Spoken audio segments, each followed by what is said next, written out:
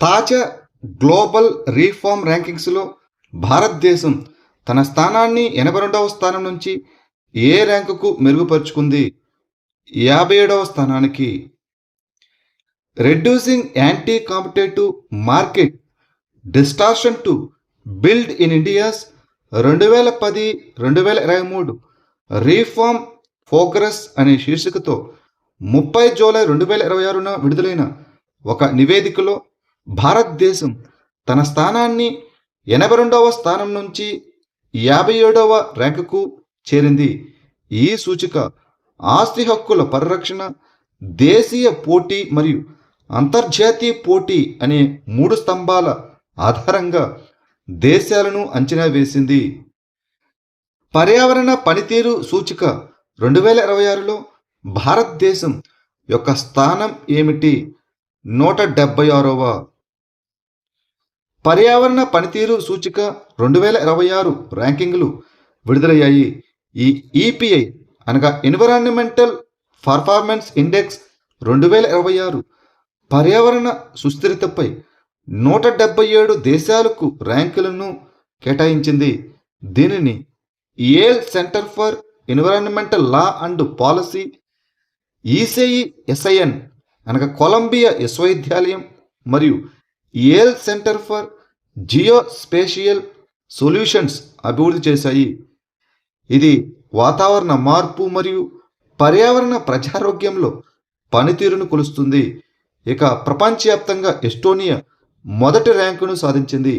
భారతదేశం 177 దేశాల్లో 176వ ర్యాంకుకు సాధించింది. ఈ సూచికలో లావోస్ చివరి స్థానంలో అనగా 177వ స్థానం నిలిచింది. 11వ అఖిల భారత పోలీస్ జూడో క్లస్టర్ ఛాంపియన్షిప్ 2026 ఎక్కడ జరిగింది? హైదరాబాద్. 11వ అఖిల భారత పోలీస్ జూడో క్లస్టర్ ఛాంపియన్షిప్ 2026 హైదరాబాద్లో ముగిసింది.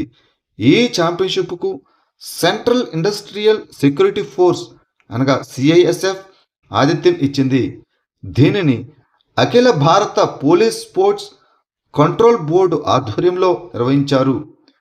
ఇక సశస్త్ర సీమా బల్ ఎస్ఎస్బి 203 పాయింట్లతో ఓవరాల్ ఛాంపియన్గా నిలిచింది. ఇక సిఐఎస్ఎఫ్ 198 పాయింట్లతో రన్నరఫ్గా నిలిచింది. ఇక Indo Tibetan border police ITBP 139 పాయింట్లతో 3వ స్థానాన్ని కైవసం చేసుకుంది. తేలియాడే సౌర విద్యుత్ ప్రాజెక్టులను ప్రోత్సహించడానికి కేంద్ర మంత్రివర్గం ఇటీవల ఏ పథకాన్ని ఆమోదించింది? పిఎం సూర్య సరోవర్ యోజన. భారతదేశంలో ఫ్లోటింగ్ సోలార్ పవర్ ప్రాజెక్టులను ప్రోత్సహించడానికి కేంద్ర మంత్రివర్గం ప్రధానమంత్రి సూర్య సరోవర్ యోజన దీనికి ఆమోదం తెలిపింది.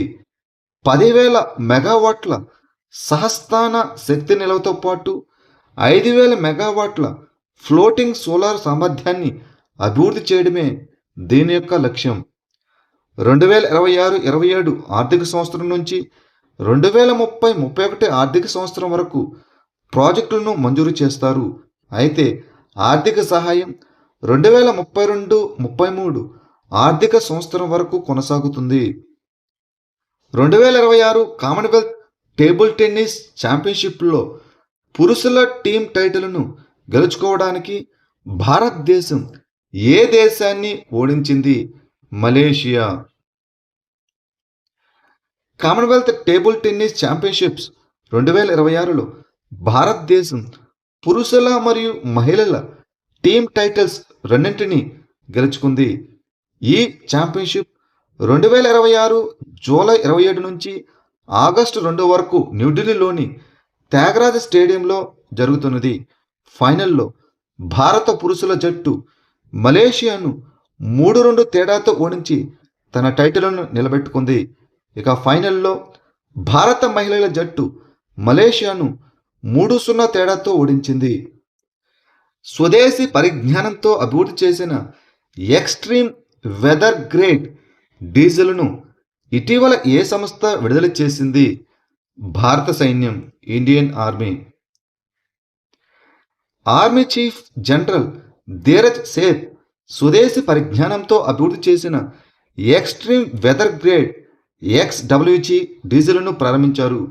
ఈ XWG డీజిల్ అనేది 0 డిగ్రీల కంటే తక్కువ ఉష్ణోగ్రతల్లో పనిచేసే సైనిక వాహనాల కోసం అభివృద్ధి చేసిన ఒక ప్రత్యేక ఇంధనం.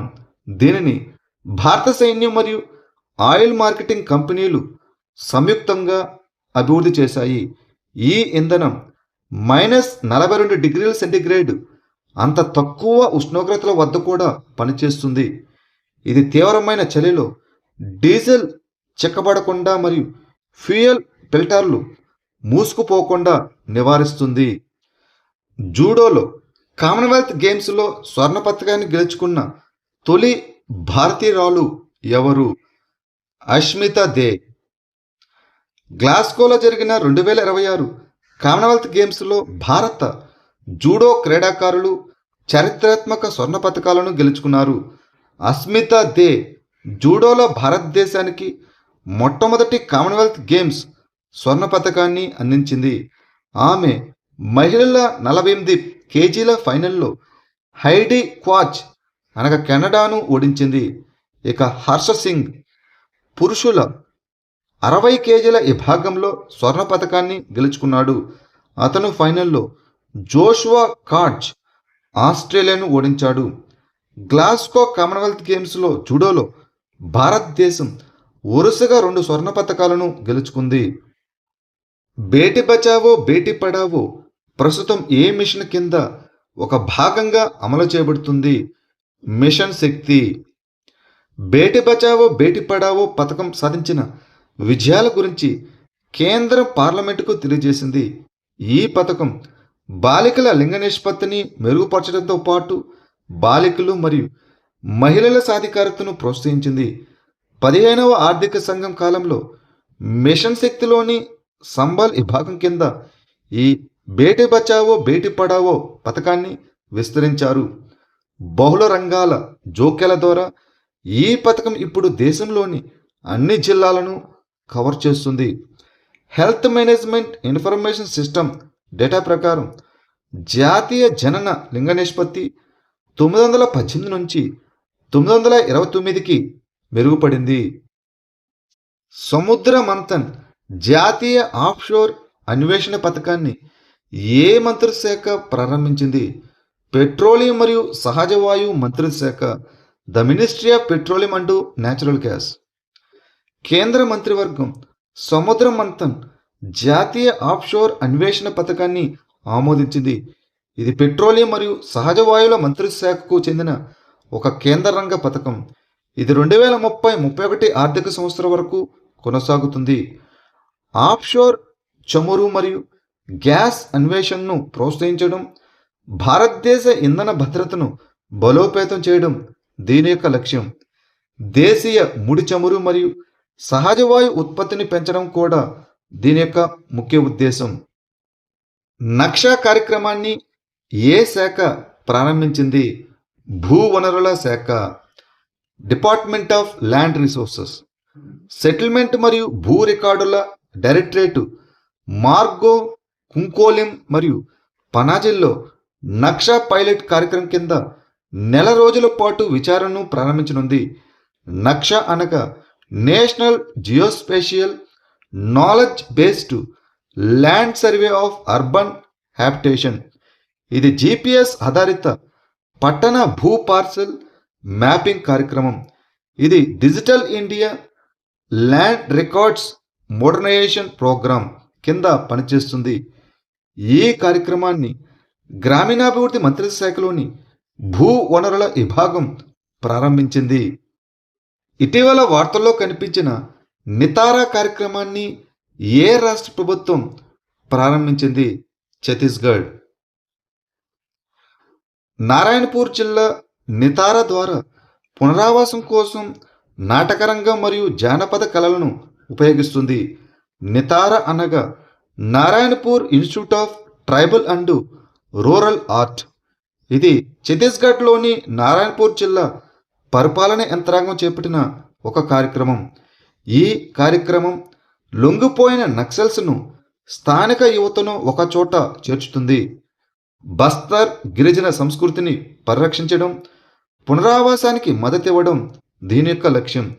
లొంగిపోయిన 18 మంది నక్సల్స్ మరియు స్థానిక యువకులు నటన మరియు నాటక రంగంలో 30 రోజుల శిక్షణను పూర్తి చేశారు.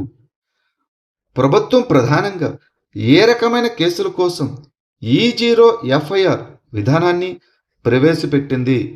సైబర్ క్రైమ్ కేసులు. భారత ప్రభుత్వం ప్రధానంగా సైబర్ నేరాల కేసుల కోసం, ముఖ్యంగా అధిక విలువ గల సైబర్ ఆర్థిక మోసాలపై దృష్టి సారించి E0 వ్యవస్థను ప్రవేశపెట్టింది. కేంద్ర హోంమంత్రిత్వ శాఖ ఆధ్వర్యంలోని Indian cyber crime coordination centre అభివృద్ధి చేసిన ఈ వ్యవస్థ కీలకమైన గోల్డెన్ అవర్ సమయంలో వేగంగా వ్యాపించే ఆన్లైన్ మోసాలను ఎదుర్కోవడానికి రూపొందించిన ఒక డిజిటల్ సరిహద్దులు లేని చట్ట అమలు ఫ్రేమ్వర్క్. బాలిక విద్యార్థినుల కోసం విద్యావాహిని యోజనని ఏ రాష్ట్రం లేదా కేంద్రపాలిత ప్రాంతం ప్రారంభించింది? ఢిల్లీ. ఢిల్లీ ప్రభుత్వం బాలిక విద్యార్థినుల కోసం విద్యావాహిని యోజనని ప్రారంభించింది. ఢిల్లీ ముఖ్యమంత్రి రేఖా గుప్తా ప్రభుత్వ పాఠశాలల్లోని 3000 మంది బాలిక విద్యార్థినులకు సైకిళ్లను పంపిణీ చేశారు. బాలికలకు పాఠశాల అందుబాటును మెరుగుపరచడమే ఈ పథకం యొక్క లక్ష్యం. ఇది హాజరును పెంచడానికి మరియు బడి మానేసే వారి సంఖ్యను తగ్గించడానికి సహాయపడుతుంది. ఈ కార్యక్రమం చదువు మరియు క్రీడల్లో వారి భాగస్వామ్యాన్ని ప్రోత్సహిస్తుంది. ఇది కుటుంబాలపై ఆర్థిక భారాన్ని తగ్గిస్తుంది. బాలిక విద్యార్థినుల్లో ఆత్మవిశ్వాసాన్ని, స్వాతంత్రాన్ని పెంపొందించడం కూడా ఈ పథకం యొక్క లక్ష్యం. పునరుద్ధరించబడిన ఖేలో ఇండియా పథకం కింద 2 కొత్త పాఠశాల స్థాయి కార్యక్రమాలు ప్రవేశపెట్టబడ్డాయి. ఖేలో ఇండియా ఫెడరల్ స్కూల్స్ మరియు ఖేలో ఇండియా ఉత్కృష్ట విద్యాలయాలు. కేంద్ర మంత్రివర్గం 2026-31 కాలానికి గాను నూతనంగా తీర్చిదిద్దిన ఖేలో ఇండియా పథకాన్ని మరియు జాతీయ క్రీడా సమాఖ్యలకు అందించే సహాయ పథకాన్ని ఆమోదించింది. ఈ పథకం జాతీయ క్రీడా విధానం 2025 మరియు జాతీయ విద్యా విధానం 2020లకు అనుగుణంగా ఉంటుంది. ప్రాథమిక స్థాయి ప్రతిభను గుర్తించడం నుంచి ఉన్నత స్థాయి ప్రదర్శన వరకు క్రీడా వ్యవస్థను బలోపేతం చేయడమే దీని యొక్క లక్ష్యం. ఖేలో ఇండియా ఫెడరల్ స్కూల్స్ మరియు ఖేలో ఇండియా ఉత్కృష్ట విద్యాలయాలు అనే 2 కొత్త కార్యక్రమాలను ప్రారంభించారు. KH-101 క్రూయిజ్ క్షిపణిని ఏ దేశం అభివృద్ధి చేసింది? రష్యా. ఉక్రెయిన్పై రష్యా జరిపిన భారీ వైమానిక దాడి సమయంలో రష్యాకు చెందిన KH-101 క్రూయిజ్ క్షిపణి పోలాండ్ గగనతలాన్ని ఉల్లంఘించి పోలాండ్లోని తూర్పు ఉబ్లిన్ ప్రాంతంలో కూలిపోయింది. ఈ ప్రమాదం వల్ల 10 మీటర్ల గొయ్య ఏర్పడడంతో నాటో ప్రాంతంలో భద్రతాపరమైన ఆందోళనలు పెరిగాయి.